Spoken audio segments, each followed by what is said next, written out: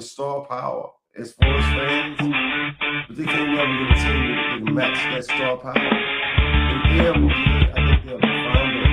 I don't listen to Atlanta Falcons fans, man. I just don't. What's up, 5-star Knicks? Might want to get your boys together, man. It costs you a lot of money. And so, anyway, as the show, I want to say that the show is about the beginning, guys. I want to get those little tidbit things out of the way so y'all can understand. That has nothing to do with the show. That's just me talking. Now, the introduction is getting ready to come up now. And what I'm going to be talking about.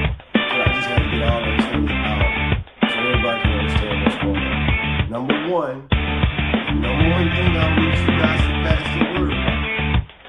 This is the number one thing I need y'all to pass the word about. Pass this out. Make sure social media knows that the Swagghollic show got something, a special coming up. Not his 9 a.m. show. It's going to be a night show.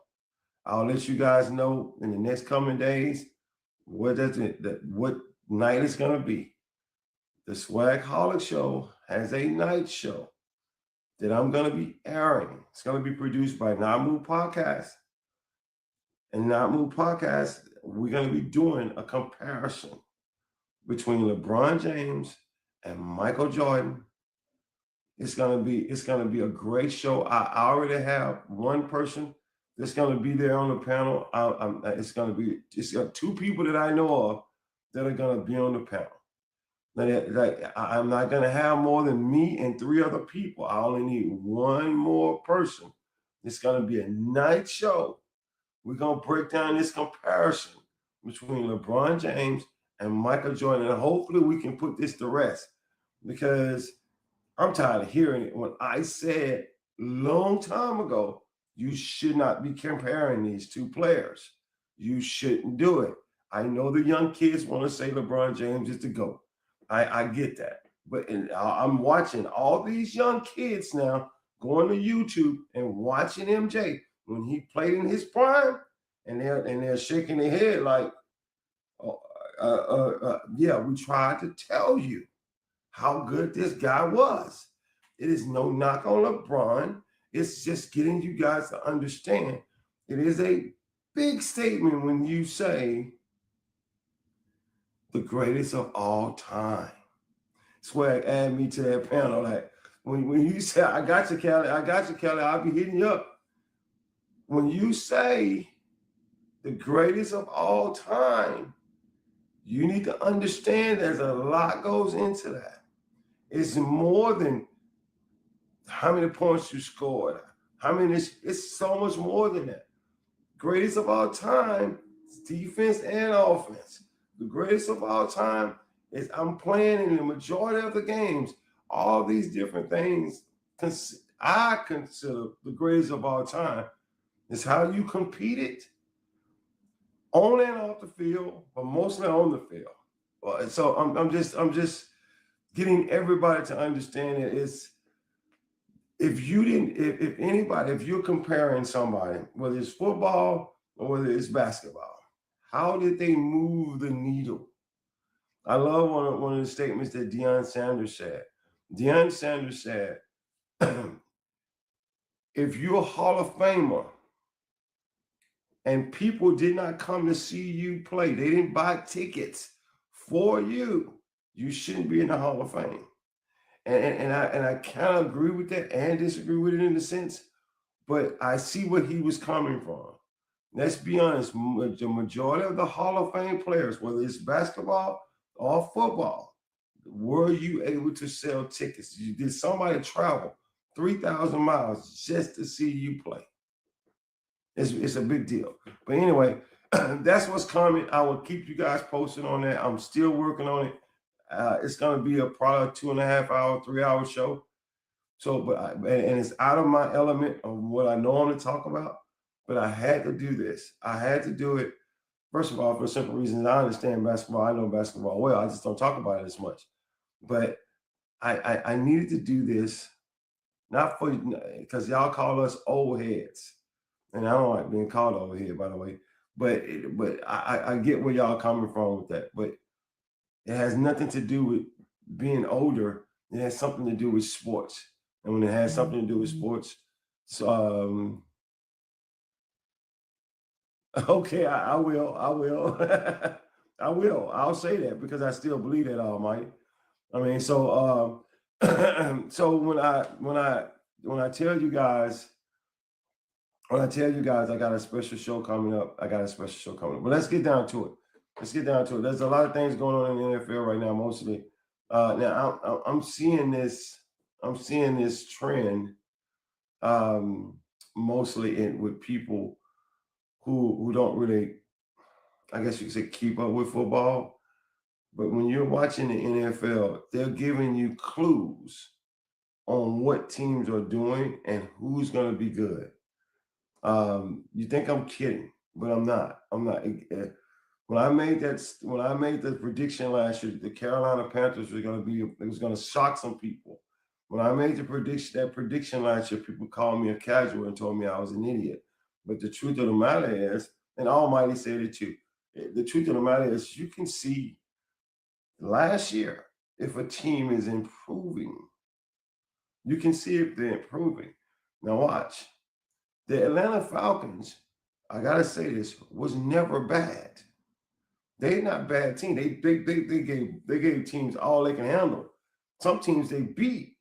I mean, like, and you're like, I think Bijan Robinson ran for like 200 yards on Buffalo. That's not saying a lot, but he did do that. I mean, he was that guy in that game. So you seen all this, and you saw flashes of what Atlanta could do. You saw flashes of it. You saw flashes of the New Orleans Saints. Y'all think I'm kidding, but you saw flashes of that. Why am I saying this? Because the New Orleans Saints are going to shock some people next year. He said, I'm going to start off by saying, Swag, you old, whatever, Cody. I mean, so I'm just telling you guys, the New Orleans Saints, the Atlanta Falcons, and the Tampa Bay Buccaneers, and who am I missing, guys? Tampa Bay, New Orleans, Tampa Bay, Atlanta, Carolina. All of those teams, I'm just going to put on the radar for you guys. Be very, very careful of calling these teams trash. If they're on your schedule, you might want to pay attention. They're going to beat some people this year, and they're going to catch you slipping. If you don't believe me, ask the Rams. Ask the Rams in Carolina, catch them slipping. Ask the Cowboys in Carolina, catch them slipping. I mean, I'm just telling you right now, when I say stuff like this, I am not just blowing smoke up my ass. I'm seeing this stuff with my own eyes. But you only watch the teams that you love or the teams that you think are good. And you keep that box right there. Like, these teams are good. And that's what I'm going to watch. Let me tell you a team that's not going to do well next year. Now watch. Y'all, it's going to be a shocker to you. It's going to be a shocker. The Cincinnati Bengals not going to do well. There's nothing else. The Cincinnati Bengals need to go into the draft and find a phenom or something like that, because that's the only way they're going to be able to do something. And I'm telling you right now, Cincinnati is done. Y'all, yeah, I'm telling you right here on the Swag Show, Liberty said, not shocked. The Cincinnati Bengals are not going to do anything this year. They're going to score a lot of points. They're going to have a lot of highlights. And that's about a wrap. And they're not going to win a lot of games. And they're going to finally fire their coach, who should have been fired 2 years ago. I'm just saying. Zach Taylor should have been fired 2 years ago. The New York Jets, they got 13 draft picks. They're gonna sling around the NFL. They're gonna bounce in a game and bounce in another game and bounce in another game. And when it's all said and done, they're gonna be the New York Jets. and what's that? Sell the team. Like I'm just trying to get everybody to understand some of the things that I have seen already. Dallas Cowboy fans, you love to come on the show. You absolutely love to come on the show. Let me help y'all out. The Dallas Cowboy fans You're not going anywhere. You're not. You have to get in the draft and you have to get defense. And you have to get you got to get every solid position. The position solid on defense. Now, you got a new defense coordinator. He has to teach a different scheme. You're going to score points, or you're going to franchise tag George Pickens. You franchise tag George Pickens, he said he ain't going to turn it down. That's already a controversy. That's starting in Dallas. It's already a controversy. If you franchise tag him, he don't sign the franchise, he hold out. It's another year of drama coming out of the Dallas Cowboys camp. Every year there's drama. Last year was Michael Parsons. The year before that was CeeDee Lamb.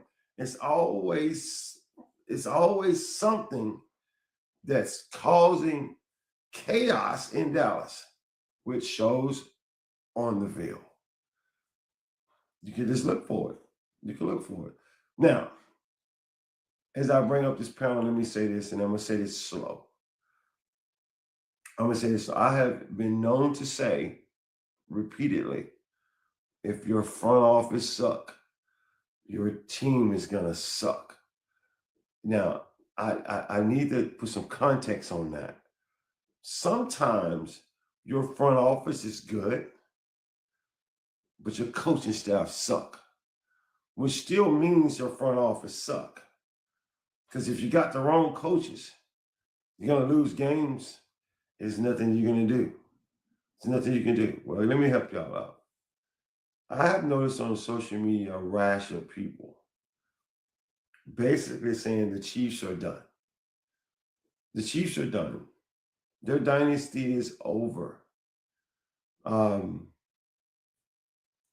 don't understand that. I don't understand where you get your logic from. If the Chiefs come in this year and they don't make the playoffs, or they don't go deep in the playoffs, or they don't go to another Super Bowl, we can say that. I'll be right there with you saying the same thing. But the Chiefs are just 1 year removed from the postseason. 1 year. One year removed. And y'all say they're done. It sounds like to me that a lot of you guys that are talking on social media, you just want the Chiefs to be done. Let me help you out.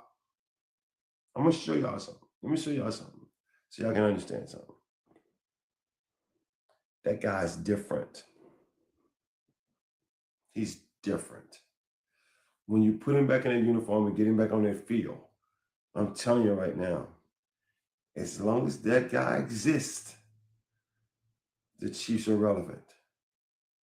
Andy Reid and that group over there, man, I watched his press conference the other day and I was saying to myself, these boys ain't done. They want to take another run at it. So with all that being said, and you got the Denver Broncos that went to the AFC Championship last year. You got the Chargers who made the playoffs last year.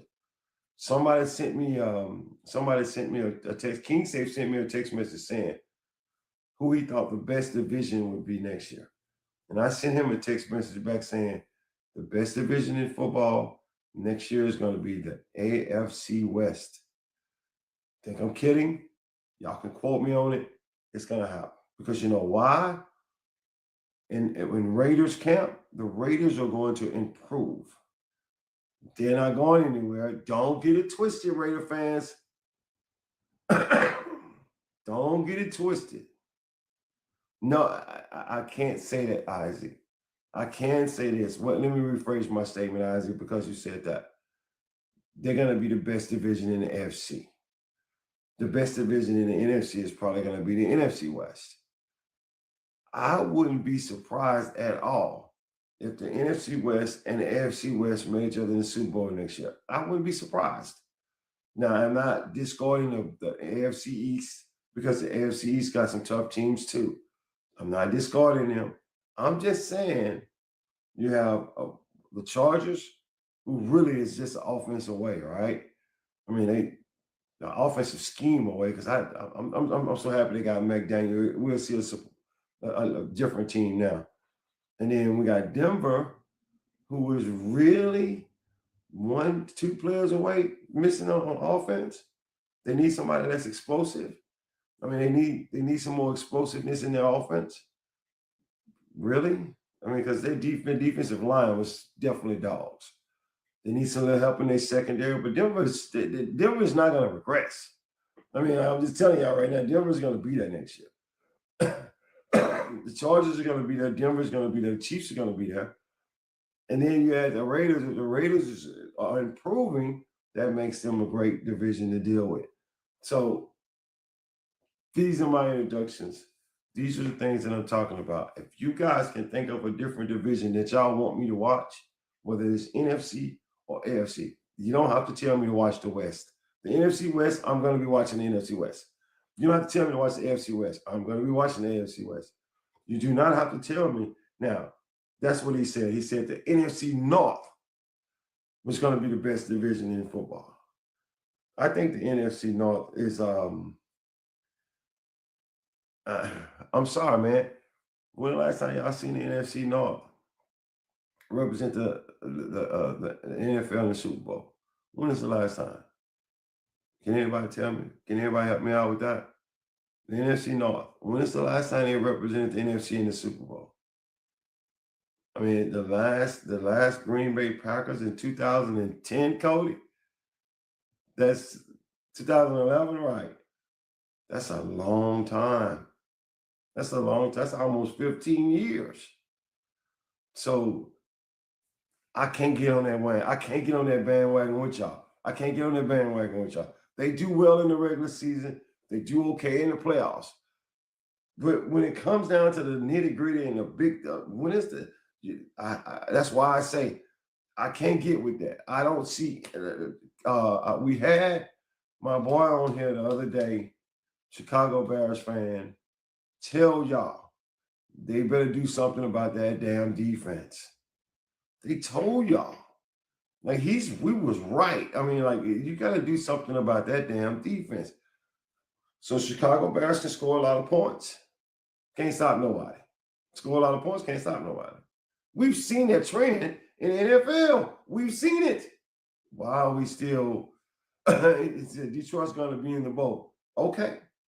Well, Detroit window has been open for 4 years. Isaac, and we waiting. I'm not saying they can't do it. I'm just saying we waiting, right? Because all I've seen is the NFC West got super strong. The NFC East and the NFC East and the NFC West been dominating the NFC as far as representation in the Super Bowl. We dominating. I mean, so until somebody else step up, I gotta go with what I see. Hey, Tom Ray, I hear you, Amner. I mean, so y'all understand what I'm saying? Y'all feel where I'm coming from? Let's bring this panel up and let's talk about it, man. I can't wait to get you guys up here to talk about that. It's just, what's up, Southgate? Southgate in the house. What's up, Southgate? What's up, guys? Hold on, I can't hear my guys. What's up, guys? Good morning, Swag. I mean, what's happening to all you guys? What up? Thank y'all for jumping on the show. Fellas, what's going on? Morning. Appreciate it all right.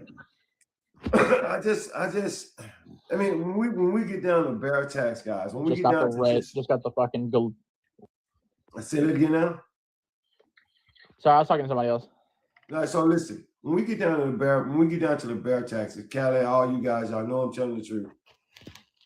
The Super Bowl representative from the NFC has been the NFC West, and the NFC East. I hadn't seen nobody in. Can y'all tell me this in the last 5 years? In the last 5 years, have anybody from other than the NFC West and the NFC East represented the NFC in the Super Bowl? Not that I can think of.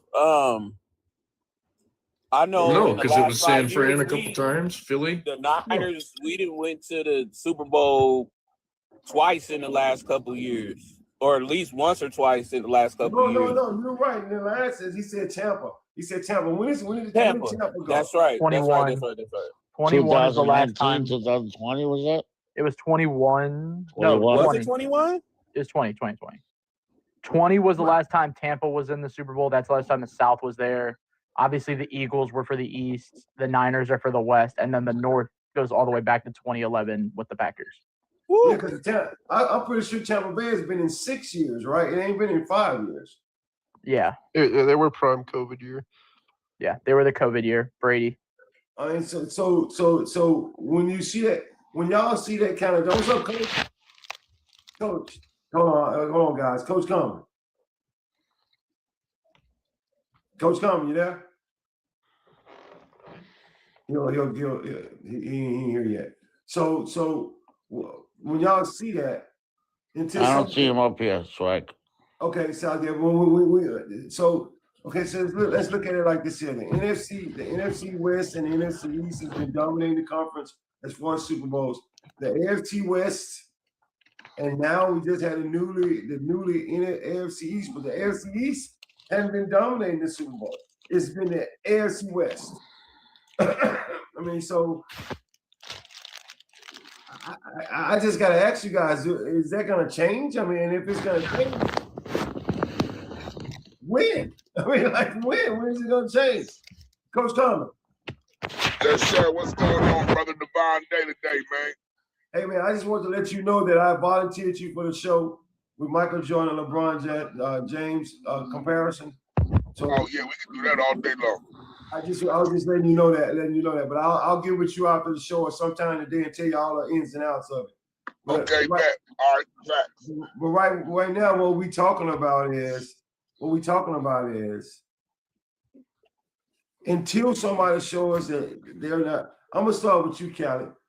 Who do you see that can just dethrone the NFC West right now? Like, because you got the 49ers, you got the Rams, you got Seattle. Right? Right. Now, the Eagles, we know the Eagles have done their thing in the last 3 to 5 years. Again, we know the NFC East. I don't see Dallas stepping up. I don't see the Giants stepping up. I don't see the Commanders stepping up. I don't see it either. I mean, so then you got, and some people out there saying Detroit, the North, but the North hadn't shown us anything in 15 years. That's the only Chicago. Chicago got a lot of listen. I know a lot of people is like, oh, this year was magical. It was great. It was this. It was that. Chicago got a lot to build on from this past season, and I think if there's going to be any team to dethrone the NFC West or any division, I'm gonna say team, and I'm gonna just say Chicago. Chicago's the only one other than Detroit. If their coach just stopped calling stuff on fourth down, they'll be all right. I agree with that. Coach Tom gonna get some other story on him in Southgate. They go crazy on that. I mean, like this. That's all I'm saying. If he stopped doing that, they'll be all right. But Detroit and Chicago are the only two teams that I see in the NFC side that could dethrone the Niners or Seattle or LA or something like that. And then Philly has so much stuff around them, like it's hard to even pick them and put them in that position because they have so much crap around them they got to figure out. I agree with that. Hey, Southgate. Yes. Welcome back to the show, my friend. How are you? Thank you. I've been waiting. I said, where my boy Southgate? I was going to call your ass on the phone. I was like, Southgate don't come on the show? I'm calling. I mean, like. The cold weather, a lot of work. I feel you, brother. And Southgate, what you think about all this, man? Who do you see stepping out of the woodworks and saying, you know what, I'm gonna dethrone the AFC West. I'm gonna dethrone the NFC West and the NFC East. Who do you see doing that? It's gonna have to be a team from the North. I mean, if one of them could get it together. It's the only, the Eagles possibly, yeah. I mean, you look at the other division, Carolina, I don't see any of those teams doing it. You have, if you could find Minnesota at quarterback, you have 4 very competitive teams in the AFC North. And that's the only division I could see giving them a run. You know what's crazy Southgate is, and I'm telling the audience, I'm not really disagreeing with what Southgate's saying at all. I just need to see it. It's been 15 years. Yeah. I mean, in other words, they got the potential. Green Bay, Minnesota, Detroit, and Chicago. Now Chicago all got the potential. And I'll be honest with you, I think the highest potential is Detroit and Chicago. And I don't know how much longer they can keep that Minnesota team together.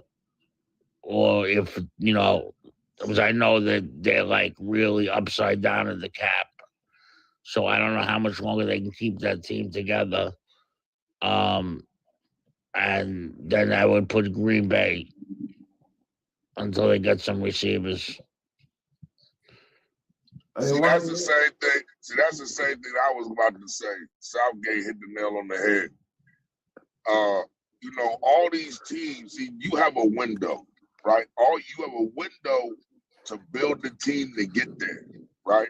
Then once you get there, you have a window on how long you can keep that team together, or how long you can keep that team together to remain there, right? So all these teams like San Fran, Seattle. See, now Seattle's window of getting there, now they got there. Now they got to see how long. Now their window, you got to remember, they only have a 2 to 3 year window to keep that team together before contracts are up and people start wanting to be paid. Now, when they want to be paid and you can't pay them, they already got their ring. They're gone. They're gone. So when you say who's going to be the team to dethrone the NFC West in the NFC, there's a lot of up and coming teams. Like he said, Minnesota. Now Minnesota's window of getting there is almost over. Minnesota's window is almost over because they're going to end up losing a couple of pieces on defense. They're going to end up losing a couple of pieces on offense, and then they're going to be in the retooling, restructuring stage of their team. They might not be in a complete rebuild, but they'll be in a restructure, retooling stage. Then you have Detroit, right? Detroit can't get past. Dan Campbell can't get out of his way. Now he was there. He had the team with that to get there, but now his window of keeping that team is almost over. His window of keeping that team is almost over because guys' contracts are going to be up. They're going to want to be paid. So they're going to start leaving. You see what I'm saying? So so when you say who's going to be the team that dethrone them, to be honest with you, we know it's football, man.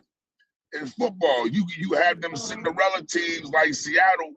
You have them Cinderella teams like Seattle that that come out the woodwork once a year. They come out once a year. So pretty much, Swag, if Minnesota and Detroit don't hit in the draft, their windows are closed. Because when they lose those older players, their windows are closed if they don't hit in the draft. I like that. Cody, I know you can't wait. First of all, guys, Friday. I do not agree. This Friday. Okay, hold on. I don't know who said that, but I'm gonna get to you. That was me. Hold on. I'm sorry, Swag. I gotta say something to Cody real quick. Cody, Yo, my brother, my Steeler Nation brother. Don't ever let me hear you trying to justify nothing about the Steelers again to a bunch of AFC North haters. Oh yeah, they was jumping me. Yeah, they tried to jump my boy Cody the other day on Tim's Live last night, man. They tried to talk about Santonio Holmes, they ain't have Didn't catch it down and all this other crap, right? So they tried to jump on my boy. Yeah. Then they tried to go Southgate, you're gonna love this one. Then they tried to say that the Immaculate Reception was illegal. That was an illegal play at that time. Oh, I wasn't You even know there for what? that This one. is the stuff. This is what Swag was talking about that day when we had that conversation about the delusional fan, Swag. The Well, people hold on. that be on here, bro. So, Wait, no, Common. so look, Wait, so Common. Cody, You heard me use everything on the Immaculate Reception. I want to use the illegal thing. Explain that to me. hey, yo. That's what I say. Yo, listen, I was trying to come up and say, how was that illegal? Since when can you not catch a tip pass? Or since when you could not catch a tip ball? So I didn't know what he meant. Hey, But he Coach. said it was illegal. But Coach, but if look, they said look. if Now, they now, said hold on, it was Kelly. illegal, if that catch was illegal, then the catch Yep. Dwight Clark made in the back of the end zone was illegal too. Well, here was my thing. Callie. So, Here was my thing. Yeah, because he was throwing it away. They had Right. So, so listen, they had a picture. They had a picture of Santonio Holmes' feet. They had a picture of Santonio Holmes' feet where one feet didn't touch. So what I was trying to Just like that swag show right in the trash. Look, I wanted to come up. He gonna have this blown up picture. He got this blown up picture of his feet. But see, I wanted to come up and ask him. Now, is the rule that you need 2 feet down or 2 feet down at the same time? Because the foot that was in the air was already on the ground. The foot that was in the air was on the ground when he caught it. Then it rose up and he got the other one down before he landed out of bounds. It's not 2 feet down at the same time. It's just 2 feet. Not have to only be that, down. Coach, he got both feet down at the same time at one point. So guys. But anyway, I just wanted to say, Cody, don't you ever defend none of our 6 rings, dog. All you do is tell them that I cannot confirm nor deny none of the allegations that you talking right now, dog. And what the fuck and what was the result of the game? Ain't nobody trying to hear that shit. Let me tell you something. That's what his ass get. I told him to stay all people live. He just continued to do it. Hey, you can ask Coach though. I was up there fighting. Yo, he was swinging, Swag. He was swinging. They was on him, but he was swinging. Like, you know what, Cody? He looked like Swag. He looked like Jet Li in the movie The End of the One. Remember that movie, You Law? He was You Law, fighting all the motherfuckers coming up the hill. Cody was swinging. He was swinging. That's crazy. But yeah, Cody got a good show coming this Friday, guys. I want y'all to be in it. He's working on it now. He told me everything that's going on. Y'all make sure y'all there Friday. He got a great show. But Cody, go ahead and talk to me about these divisions, man, and who can dethrone these people. So what division can realistically dethrone the NFC West? It's tough. Like I know most people up here probably said the NFC North. It's not tough. It's tough just because the NFC North is a lot of what ifs. Isaac, we're gonna be talking about it is related to the draft. We're gonna be talking about why prospects shoot up draft boards and why some prospects fall down draft boards. But it's gonna be a good show. But out west, it's tough because with the North, Green Bay's a big what if because it's what if they can stay healthy. Detroit, what if Dan Campbell gets his head out of his ass? Minnesota, what if they get good quarterback play? And Chicago, what if they actually pull it off? Like it's just a bunch of what ifs in that division. So, and I heard what Coach and what but there's nobody else. I mean, the South is coming up, but I'm not gonna say that they're ready to dethrone the NFC West. And then I need to see prove it's out of everybody in the NFC East except the Eagles.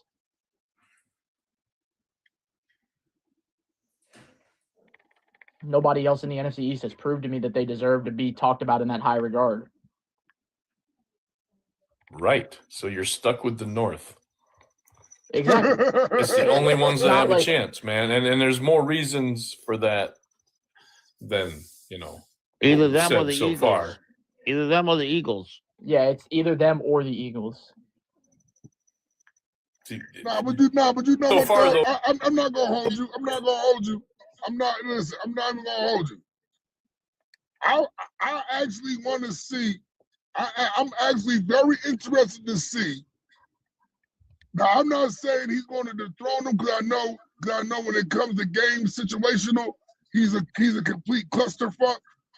But I just want to see. I'm interested to see what Harbaugh does what Harbaugh does in fucking New York. I'm very interested to see. I am.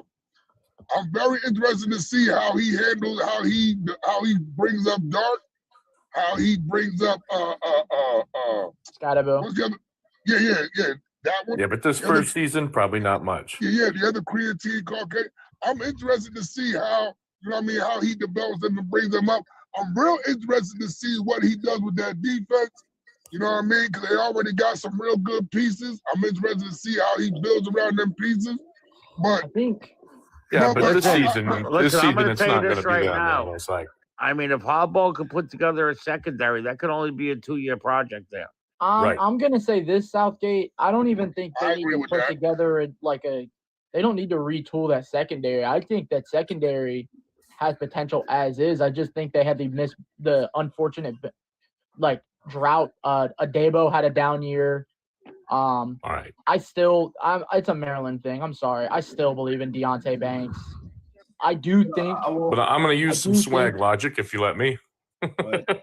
I want Mr. Corey to get a shot at this, and I want Dylan to go. I want to hear what they got to say too. All right. So, I mean, it's the NFC West has got it unless a team out of the North comes, because no one else other than the Eagles really seems to be prime. But if you use Swag's Kansas City Chiefs are only 1 year removed logic, then that gives you 1 year removed from the time when Detroit and Minnesota were damn good.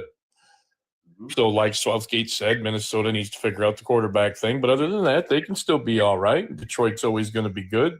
Chicago just had a good year. Green Bay is going to be good.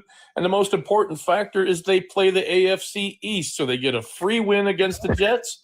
They get a free win against the Dolphins.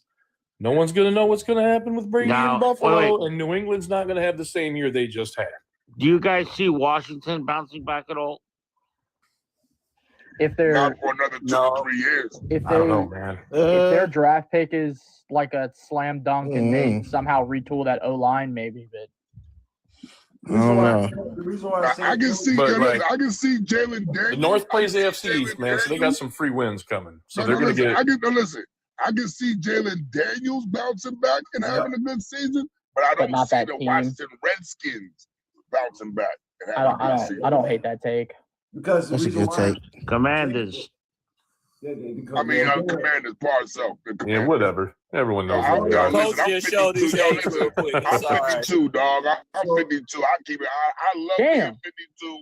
I'm 52. Damn it, they were the Redskins. And stop calling us old heads. I want You are old. Because like I said in the comments, my ass is just as old as my head. Thank you. I tell you all you young cats that's tall us old heads. I'm just gonna say this. I love the way my mind works now as an older guy. I trust me. I love the way. And all of you pray that you live as long as we do. Okay, so I'm thankful that I have a mind now that it's like a steel trap. But I wanna say this. I want Dylan to tell me what he think. What do you think, Dylan? What do you think? Who's gonna dethrone these guys? Because I'm telling you right now, the NFC West is solid as hell. I mean, they don't have very much to do. And the AFC West, if you underestimate them, you're in trouble. I mean, so what do you think about it? But Dylan? wait a minute. But wait a minute. Hold on. I gotta ask you a question. Quick question. I gotta ask you a question. Is Seattle and the NFC West still going to be as strong if they don't keep Walker and a couple of pieces they got to sign? Because because Sharp and they ain't coming back until about the end of November, December next season. Now here's the thing. So are they still as strong if they're not able to keep their pieces? No, We gotta ask ourselves this question. I see where you're going with that, Coach. I see where you're going with that. But that probably would have been a great discussion because Jigma gonna get his money. And Walker, you just saw the running back sign for Dallas, right? When he signed that contract, the first person I thought about was Walker. That was the first person I thought about. I was like, if Walker takes 10 million, 12 million a year, you sign Jigma, you got all that taken care of. Now, You're asking me if they don't sign these guys. If they don't sign these guys, and I got a problem. They got a problem. I mean, but to answer the question, no, I don't think they would. I don't think Seattle would be as effective as they were last year because they're gonna lose. Okay, yeah. That's what I was asking you. Yes, that's what I was asking. But as far as the West in general, yeah, Rams I don't know how they can do it, but they're gonna get better. And then the 49ers, let's not forget, they was playing with damn near every practice squad player. I was about to say they was already playing We with was the playing with practice house squad. money, baby, and we win 12-5. I'm just saying. So if the 49ers can ever have a complete year with all of their stars, I don't know what to expect from them, but I know it would be better than what I've seen, and that's scary to think about. I mean, that's just scary to think about. So I'm just gonna say, what do you think about that, Dylan? What do you think, man? I am part of the NFC West. I'm a Cardinal fan, and I'm not expecting us to do much, but I don't think the NFC West will be the best division next year. I really do think it will be the North, because if we're just going to be honest, we're not going to have 3 teams in the NFC West win 13 games again. Like someone's going to regress. Seattle's already due to regress roster-wise and coaching-wise. They just lost one of the best offensive play callers in football, and then they're for sure going to lose either Kobe Bryant or Tariq Woolen because you can't pay both of them. Boye Mafe probably played himself out of Seattle with how good he played, and then they may get Ken Walker back. Who knows? But I really do think it'll be the North. I don't think J.J. McCarthy's that bad. He wasn't bad last year, in my opinion. He was starting to turn it up at the end of the year, and then he got hurt again. So if he can just stay healthy, I honestly do think the Vikings won't be bad. I think the Packers are probably going to progress, or we'll see. Well, the Packers may stay the same, but I think the Lions are going to get better, and I think the Bears are obviously going to get better. So here's the hot take of the day. I don't think the NFC West is going to be that good next year. I think I think the winner of the divisions will win 10 or 11 games. Watch this. I know, but I didn't see that far back. A lot of you guys are going to think this is a hot take. It's I hope not. so. It's not. I promise you it's not. I watched enough film. I've seen enough. I don't think Jordan Love is him. No. He's him some days, and then he's not other No, days. Swag. That's why I had the Packers ranked last. His potential absolutely pisses me off every time I watch him because I'm like, this dude will throw a 4-touchdown, no pick game, and then turn around and throw 2 and 3 picks in a game and make them lose the game on the last drive or some weird. Jordan Love pisses me off because I'm like, dude, you got it. If you just put it together, you'll be all right. But I hear you on that. I don't disagree with you on that, Swag. I am not saying that Jordan Love do not have the potential to be an elite quarterback in the NFL. I'm not saying that. I'm saying I've seen now. I always give him the benefit of the doubt. Everybody on here has seen Jordan Love be the quarterback for Green Bay for what, 4 years now? 5? Yeah. The starting quarterback. So let me make sure I got this right. And Mr. Corey gonna love this. I'm gonna make sure I got this right. So Tua gets 4 years. We say he's not him, right? All these quarterbacks get 4 or 5 years, and at some point we gotta say what it is. I'm sorry, Jordan Love to me is just an average quarterback. And I don't. He hasn't done anything to make me change my mind. Right. Nothing. I got one other thing to say, Swag, and that's it for me. You got a minute, buddy? Am I good? Are you good? All right. Like I said, every time I'm on here, I let you know I usually have about the 1 hour time limit, and we're about there. So I just want to let people know before I take off. I'm glad everybody. I mean, we lost another player to, what happened to Moore. So mental health is important, man. If you guys need something, man, ask somebody for help, please. I mean, mental health is important. It's a thing. Guys aren't always okay.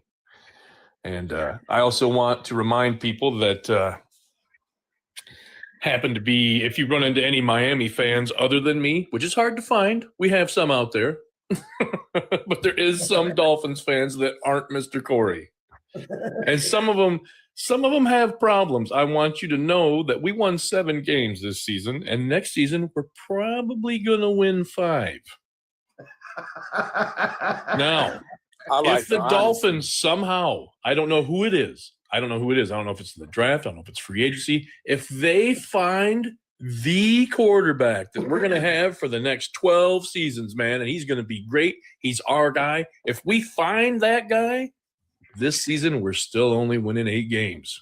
So you're saying what you're telling me is that the Dolphins are drafting Ty Simpson. Got it. Our quarterback is a problem, but it's not the problem. So again, it's you're one of drafting many. Ty Simpson. Got it. No, so like, I don't know what's gonna. I just want you to know, all them people in the NFC North, congratulations! You have just beaten the Jets and Dolphins, and you ain't even played a game yet. I'm gonna tell you something. So Green Bay, Detroit, Chicago, Minnesota, congratulations on going at least 2-0 against the AFC East. y'all gotta hear me when I say this. Mr. Corey, you have me laughing my ass out. Did y'all hear him say, last year we won 7 games? I just knew he was going to say we're going to win that. And this year we're probably going to lose 5. We're going to win 5. We have the NFC North, like I said, but we have the AFC West. Is the Dolphins going to beat the Chiefs or the Chargers or the Broncos? No. So that's 7 losses right there. Shit, we ain't got nothing. Come on, man. We got no chance. None. We can build toward the future. I haven't seen any of these coaches coach or any of these new players play, but hey, I can have hope. But this first season is going to be rough, man. It's going to be rough for the new regime. It's going to be a tough time. At least y'all have great weather, man. They have great weather. I mean, they really do. I got to work a bunch of days this week, but I'll be on your show if I can be. You know I always am, man. Thank you so much. And I'll see the rest of you guys at night or whenever I can, man. Peace, guys. All right. I want all you guys to understand something. This is going to spread like wildfire, and I kind of wanted to. And Southgate and Coach Carmen and Callie and all you guys, y'all know I'm not going to sit on here and talk on a show. Denver, what's going on, man? Denver, dog. I'm not going to sit here talking on a show, and I'm not going to give you hot takes. I don't do hot takes. If I said it, I seen something like that, and I'm sorry. I have seen something. You saw Jordan Love last year play Chicago in 3 games. They played 3 games this year and probably within a 3-week span. I mean, and in every single game, Jordan Love will show you flashes that he can be good. Then he'll show you flashes that he can be bad. That's supposed to happen in the first 2 years. Like we see that with Caleb Williams right now, right? We see Caleb show us flashes that he can be great. Then he shows that he's still a young quarterback. But that makes sense. But it doesn't make sense when you're in the league for 5 years. That doesn't make sense. Cody, is this such a hot take? Is that such a hot take, Cody? What, that Jordan Love isn't the guy? And I'm going to be completely honest. I think Jordan Love is their guy. I mean, I definitely get the flaws. I think as it stands right now, I'm biased against Jared Goff, so I think he's like the second best quarterback in that division. I don't like Jared Goff at all. I think Jared Goff is horrible. I'm not saying that. I'm talking about in the entire NFL. In the entire NFL? I mean, I think Jordan Love is weird because his ceiling is extremely high, but his floor is so low. You don't know what he's going to do on any given Sunday. I'll say that. Well, I'm going to ask y'all this question then. When do Green Bay draft a quarterback? What do they do? At some point, Green Bay has to understand that they're going to have to draft their quarterback. So when is it? Y'all remember Jordan Love was on the bench almost 3 to 5 years. Yeah, but I think with Love, it's a different circumstance. I don't think you do that with Love because the reason they did it is so he could sit behind Aaron Rodgers, right? That's a guy who, if he's not, when you talk about all time, if he's not in your top 5, he's in your top 10. You know, he's one of the greats of his generation. Okay, so let me ask Jordan you Love hasn't even shown me that he can be anywhere near that yet. So how long do we give Jordan Love? How long do Green Bay give Jordan Love? At some point, you got to start thinking, can we do it with this guy? It'd have to be like 2 more years. I was gonna say 2 or 3 more years. Yeah. Hey, yo, listen, I'm gonna keep it real with you. If you haven't noticed, if y'all haven't noticed, Jordan Love in Green Bay gets the Josh Allen treatment. He doesn't get blamed. He does not get blamed for their losses. So They I make don't excuses think he's for going him. anywhere. Yeah, I don't think he's going anywhere. If y'all peek, Jordan Love does not catch the flack for their woes. They're all in on Jordan. I don't think Jordan's going anywhere. Because if you look at it, like he's getting the Josh Allen treatment. It's always, the team is hurt. The team is this. The coach did this. Why did LaFleur do this? He did this. So they blame LaFleur more than they do. But it's never Jordan's Love play. It's never Jordan Love did this. Jordan Love was horrible. Jordan Love play like this. Listen, I wouldn't worry about Jordan Love. We know Green Bay could win 10 games with him. It's the J.J. McCarthy is the problem. I don't see. This is what I hate. He just had his true rookie year last year. Fucking let him develop, please.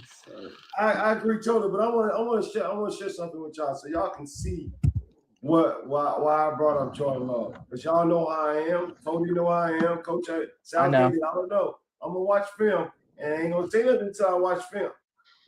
And I'm gonna direct y'all to go watch the All 22 in the Dallas Cowboy Green Bay game.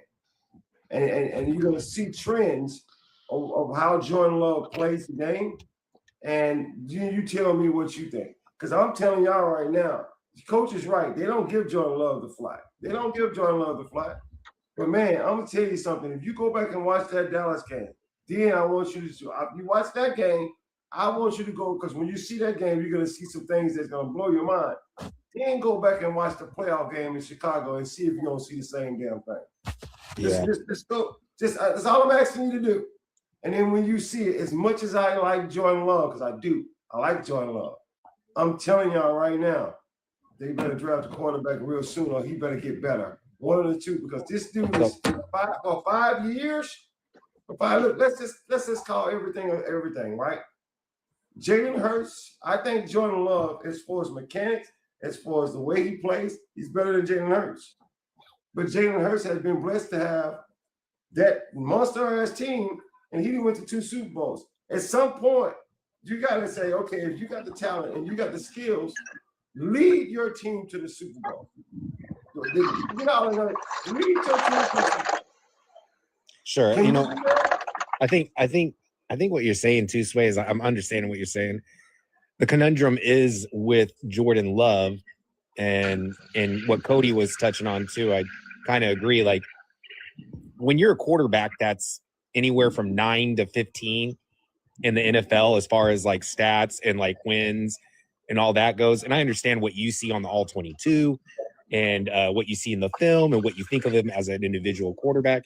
But as far as like the landscape of the NFL, as long as you're in those numbers, 9 to 15, like you're safe. You're a franchise quarterback in that franchise eyes.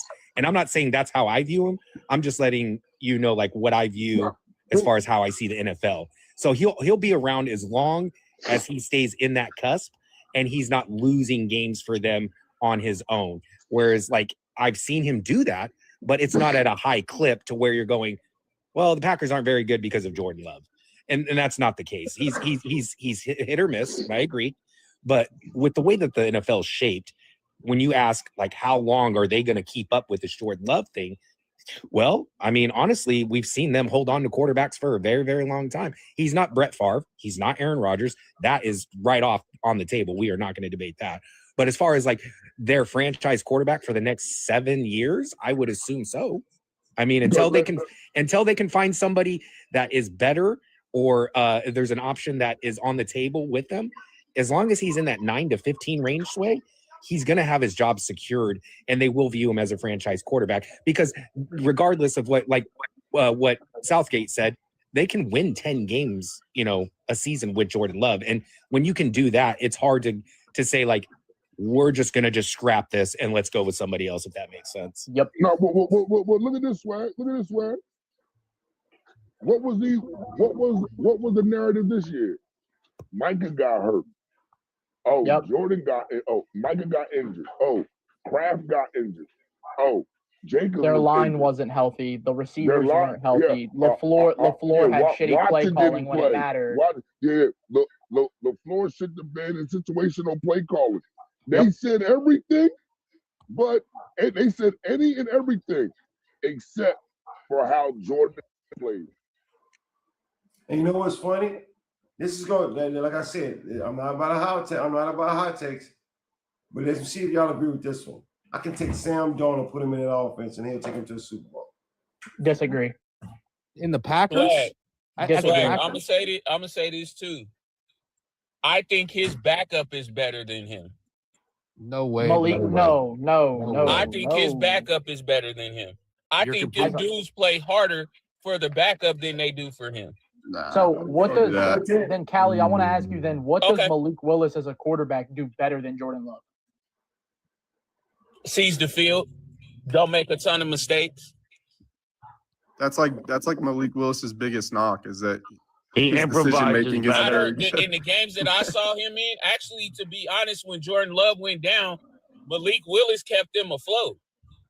Too small of a So- sample I size. tell people this So- all He the definitely time. improvises But it's better. not the first time he's done that, though. So then Yeah, is but Mac backups- Jones look better at- than Brock Purdy? But is Davis Mills better than CJ? Is Stroud? Mac Like, what are Jones we better doing? than Brock Purdy in some aspects? Yes, he is. I think y'all misunderstanding me.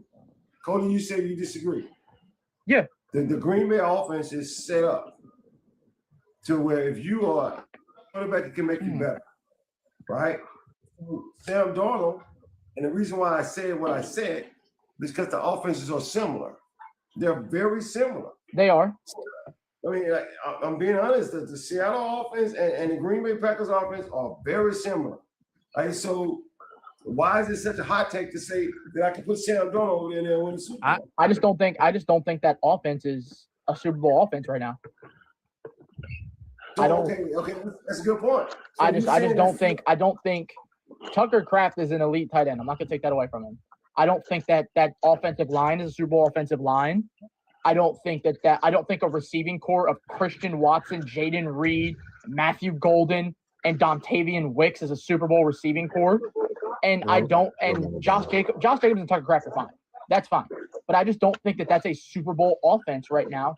And I think to put that team in a Super Bowl, you'd have to put a quarterback like a Mahomes, a Burrow, an Allen, someone like that is of that upper echelon elite aspect of quarterback to put that offense in a Super Bowl. I just don't think the offense as it stands is a Super Bowl offense. And Swag, I also don't think that defense is a Super Bowl defense yet as well. I agree. That's also my other point where I felt as if like when I look at the reasons the Seahawks won the Super Bowl, Sam Darnold isn't at the top of that list. You know what I'm just in my opinion. So I think that Sam Darnold would have to do a lot of uplifting. And I don't think he has that in him. Like, he would have to do a lot of uplifting in that Packers. Well, I can tell you, listen, when Michael was healthy, that defense was playing very well. But that's the point, Southgate. Outside of Micah, they have no pass rush. And when that team didn't have pass rush, we saw those corners and safeties get exposed. They're gonna lose Quay Walker this offseason. That's almost a foregone conclusion. So then who do you replace him with? And if that's the point, Quay Walker's a big part of that defense. I don't see that defense as a Super Bowl defense. So, y'all basically telling me that it, like Coach said, it's not Jordan Love's fault. I think it's a team issue, not necessarily a player issue right now. Jordan Love's still inconsistent. He still didn't play good versus Chicago. If I had to the second half. If I had to list the reasons why I feel as if the Packers are bad, he probably wouldn't be near the top of the list. The Packers did like he would. That's my point. I'm not saying he doesn't deserve any slack. No, BP, you good. You good. The whole point of it is I like telling you guys or sharing things with you guys that I see. Because I'm not saying that I'm 100% right either. That's why I brought it to the panel, right? I'm going to go off what I see. I see it. It's not something I'm guessing at. But it's kind of hard. Oh, shit. Hey, yo, Papa. It's kind of hard. No, you good. You good, Coach. It's kind of hard to get y'all to see what I see. I'm not even going to try to make you see it. That's why I said I suggest just go watch the all 22s. Just go watch it. I want Just see how many wide open receivers he missing. Just I'm talking wide open, no pressure. Like just go watch this because eventually, if he can't fix that, in the next year or two, you're gonna start hearing those rumbles. Because you listen, guys, I'm telling you, in that Chicago game, this dude missed a lot of receivers that were open, like open. This would have made the difference in the game, but none of that is being talked about. That's all I'm saying. I want to say, I have to go real quick, but I want to say fans have to stop overreacting to QBs that could spot start because there's so many backup QBs in this league that could come in and run a vanilla down version of an offense and win you 2 to 3 games, like Davis Mills, like Malik Willis. But they're not better quarterbacks than CJ Stroud or Jordan Love. Because if you watch the games, they're not running the same offense. They're running a much simpler version of the offense. And it just defenses don't have film on it. But once defenses get film on it, then we see what happens. Look at what Jacoby Brissett did in Arizona. His first 3-4 games when they ran a different offense, they were good. But right when teams got film on them, they were losing by 20 in the first quarter because they couldn't do anything on offense. So we can't overreact to spot starts. I like that take, Dylan. I like that take. Okay. I love it. I love it. Swag about. All right, I'll see y'all. Yeah, have a good one, Dylan. About Love specifically, like I saw someone down there saying, "Oh, the 23-6 touchdown interception ratio isn't bad." I agree. The 6 interceptions on the season isn't bad, but one, factor in the fact that Jordan Love didn't play the whole year. That is a big part of it. 2, that stat is very situational because it's when he threw those picks. And I know Jordan Love, a lot of his picks were in really bad times and arguably lost them games. Oh, I could tell you 2 of those interceptions came in the Denver game when he was trying to come back. 2 of the interceptions are in the Denver game. You had the game-losing one, or what should have been the game. No, he had one bad one in the Carolina game and should have thrown another one at the end to lose them the game. I know he had one against Chicago that was bad. Like it's situational. Because if you just look at it off the top, you're like, oh, well, he didn't throw that many picks. But it's just at some point, Adam, I know it's Adam in the comments. Yeah. At some point, you guys are going to have to see. It is, you're right. The team put him in some bad situations, but that's his job. Yeah. His job is to perform. He's supposed to be the leader. They put him in like that. It has. We can easily make excuses for players, but let me tell you who don't make excuses for players. Teams, organizations, they don't make no excuses for players. I don't want to hear it. Like, I paid you all this money for you to perform in bad situations. Hey, you were talking about drafting a quarterback. And just my question would be, how easy do you think it is to replace like a Jordan Love? Like, do you think that's an easy thing? Or do you think that's the thing that's going to take? Like, that might be hard. Like, you might draft a quarterback and he might not be nowhere as close as good as Jordan Love. Because that sort of was my thing. That's a good point. Wait, Swag, let me ask you a question. If Green Bay got rid of Jordan Love, would he have a job in the NFL tomorrow? Oh, absolutely. Yeah, 100%. Yeah, no doubt. Yeah, absolutely. That's why y'all don't understand what I'm saying. I'm not saying that Jordan Love is bad. I'm not. I'm telling y'all that he ain't as good as they making me go. That's what I'm telling you. He's in other words, yes, Southgate, he would have a job tomorrow. Like, somebody would pick Jordan Love up. But wouldn't it be good coaching, or wouldn't it be a good organization to say, we might want to start finding this replacement right now? So why am I saying that? How old is Jordan Love now? How old is Jordan Love? Love, I want to say is like 28. Yeah, 28, I believe. So 28 years old. Uh-huh. I haven't touched the NFC Championship. I haven't touched the Super Bowl. At some point, and we can say it's a team, we can say it's this, we can say it's that, but y'all know who it falls on. It falls on quarterback. So at some point, you got to say, okay, hold on, let me go back. You can take Jordan Love and put him in this category. I believe Jordan Love, if he comes out next year, balling out of control, MVP kind of numbers, right? Have we even mentioned Jordan Love in MVP conversation? No. I believe he was in the MVP for a majority of not last year, the year before. and then he fell out. He fell out about halfway through the year. The beginning of this year, I know like he was getting some MVP. Obviously, it fell off eventually, but I know at the beginning of this year he had like 0 touchdowns and 0 interceptions and a whole bunch of touchdowns. And he was sort of getting hyped, but it wasn't consistent over the full season. Yeah. And here's the thing: this is tough for some people to hear. But I'm not saying that I believe that Jordan Love is a bad quarterback. I'm not saying that. Let's get that straight up front. I'm saying that he's had all these years with Green Bay and have never got them past the divisionals. Now wait. The criticism that Lamar Jackson takes for that, Jordan Love don't get that same criticism.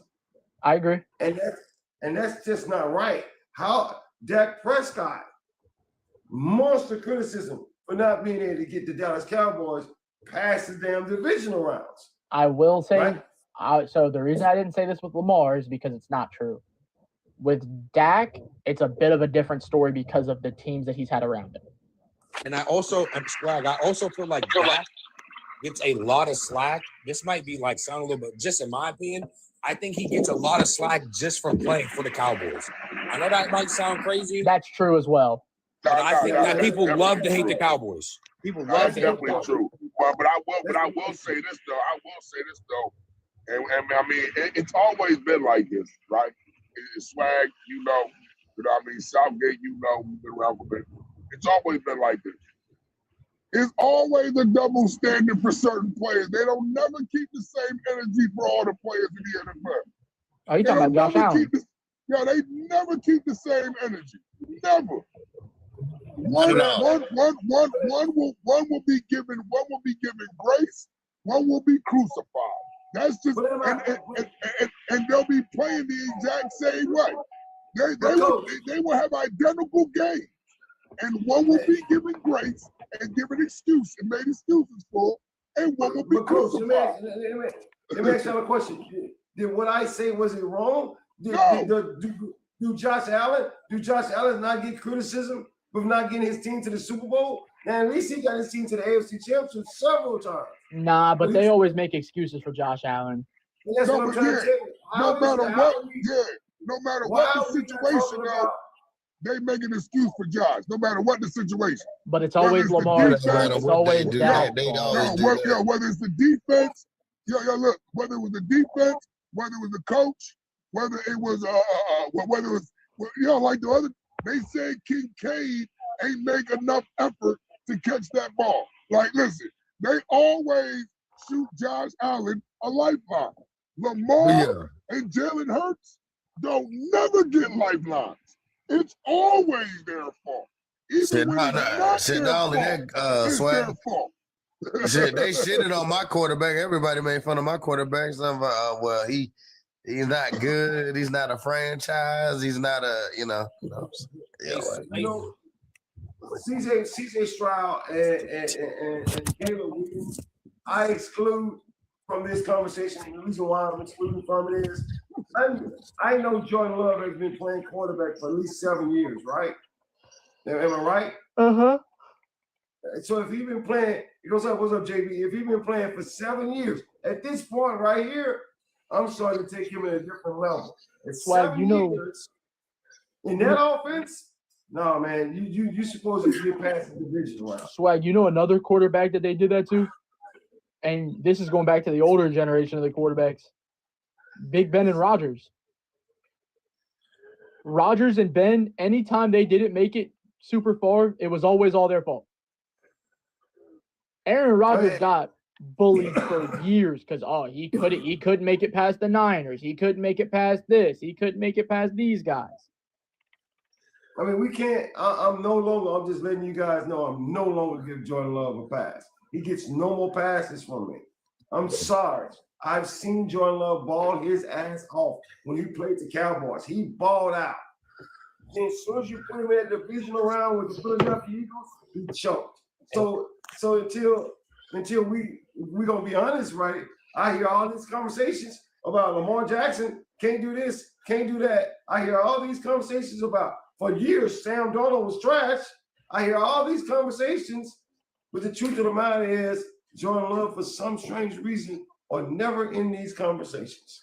Hey, Swag, going back to like when they talk about Lamar Jackson and Josh Allen, I think that the Josh Allen MVP was I don't really like that, but it really to me was a voters fatigue pity MVP because that just for the regular season, I think Lamar Jackson had a top 3 quarterback season of all time. He threw 41 touchdowns, 4 interceptions. 3 of those interceptions hit the receiver's hands and bounced off the receiver's hands. I'm gonna bring you another name, Denver. Bring you another name. If they made the playoffs, should have been Joe Burrows. Should have been Burrows MVP.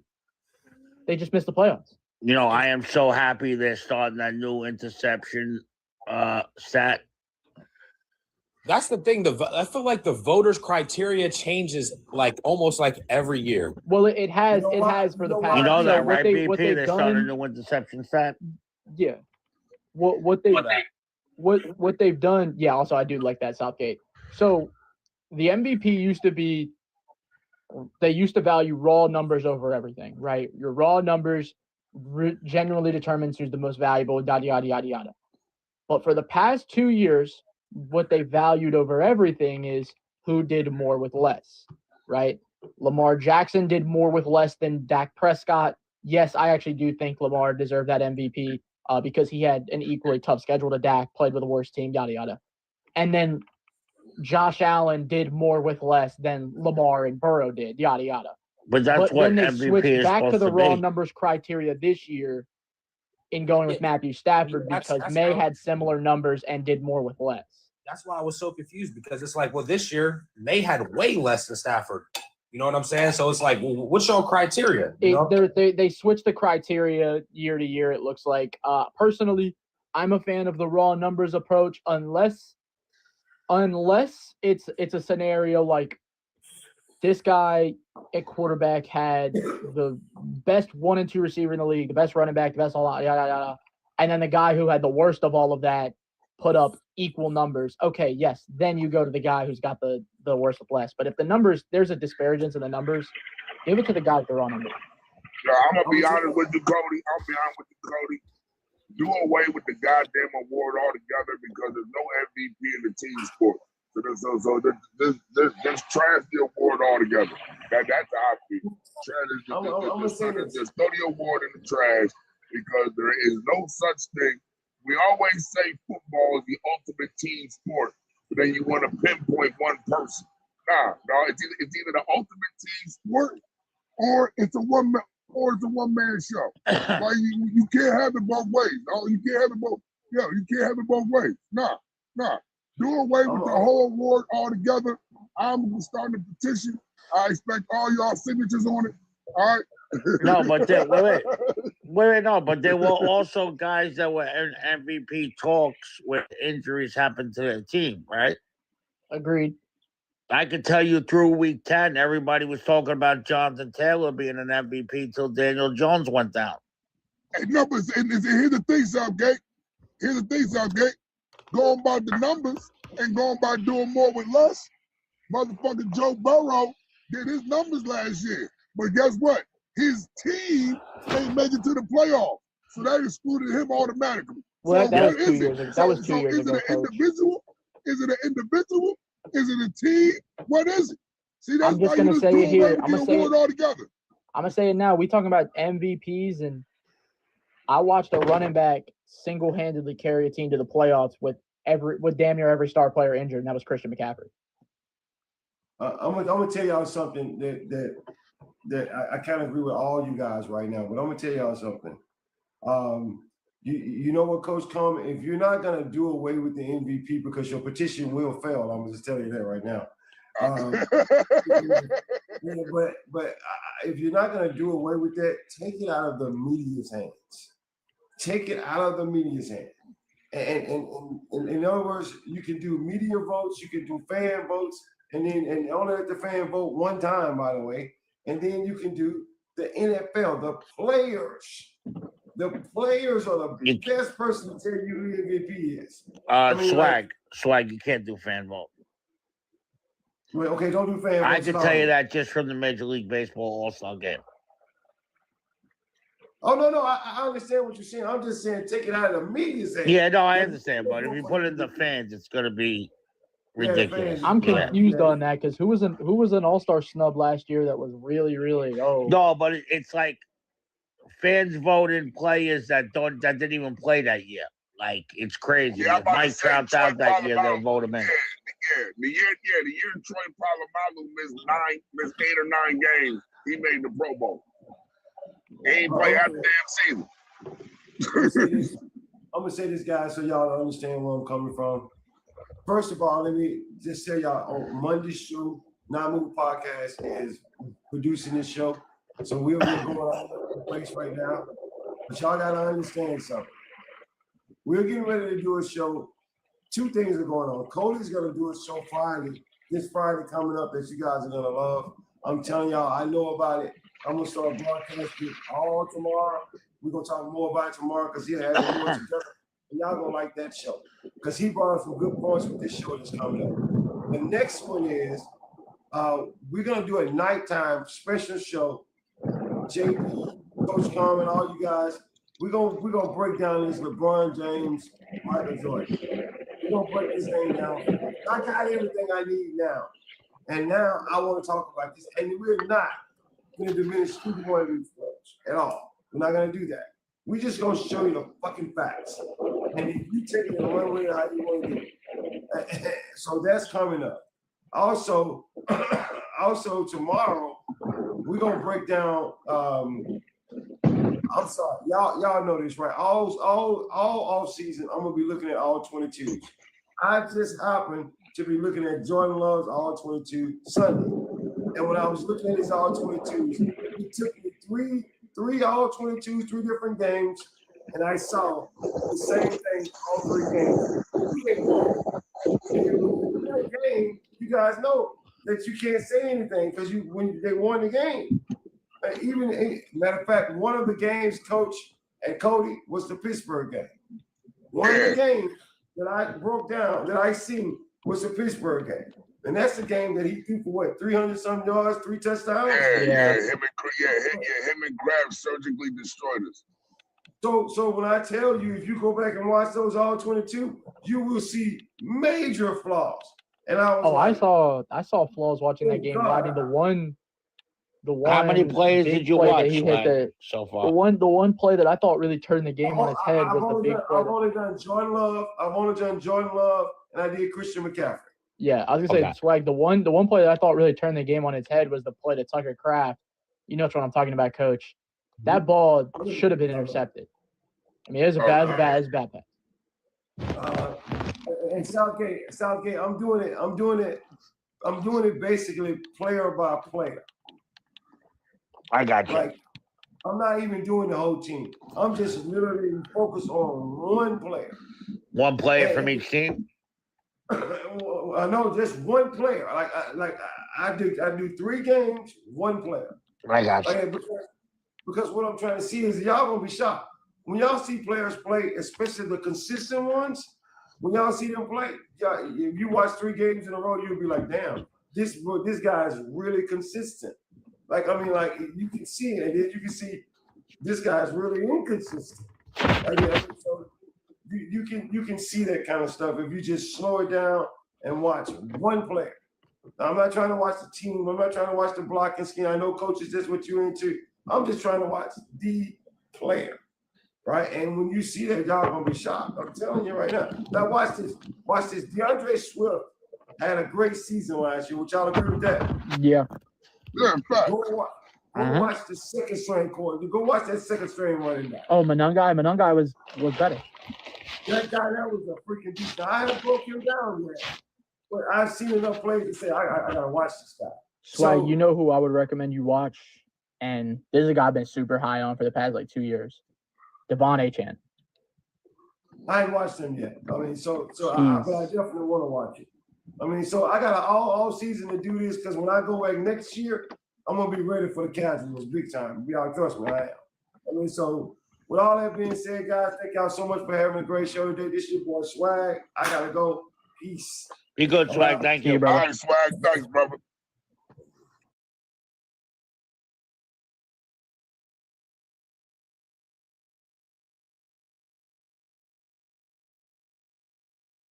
got the Curry Glazer himself. No one. Hashtag Hey, certified but you hater, know, Mr. we were talking about OG. Kawhi, bro. Plato, how are you doing, sir? What the fuck am I? I'm driving to work listening to this bullshit.